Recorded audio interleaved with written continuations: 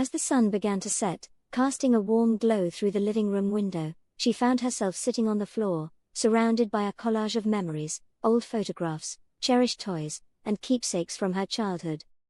In this moment of reflection, she felt an overwhelming desire to reconnect with the parts of herself that had been silenced for so long, her inner child and inner teen.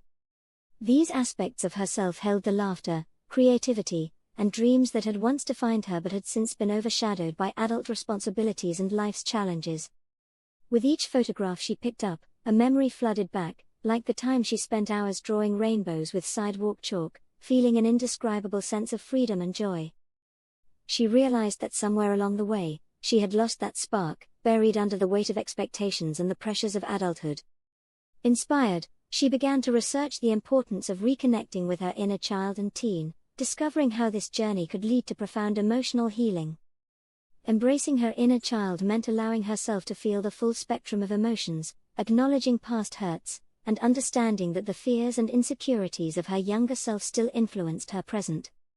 Through this journey of rediscovery, she learned about reparenting techniques, strategies aimed at nurturing and healing those younger aspects of herself.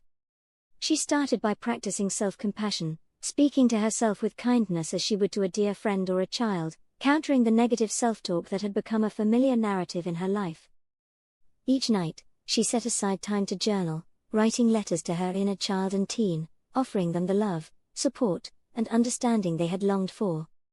She visualized herself as a nurturing figure, embracing her younger selves in a warm hug, assuring them that it was safe to express their emotions and desires.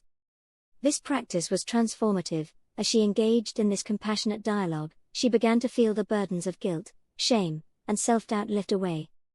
She noticed a renewed sense of joy and creativity blossoming within her, prompting her to pick up the paintbrushes she had long abandoned. She filled canvases with vibrant colors, allowing her inner child's playful spirit to flow through her art, and for the first time in years, she felt alive. This journey of reconnecting and reparenting did not only benefit her on an individual level, it had a ripple effect on her relationships with others. As she nurtured the wounded parts of herself, she found herself more empathetic and patient with those around her.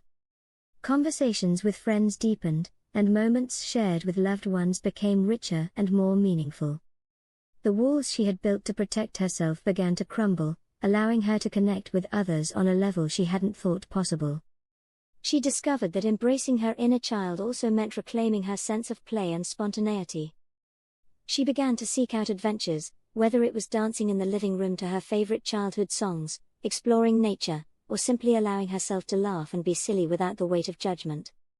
With each passing day, her life became infused with a sense of joy and fulfillment that had been missing for far too long.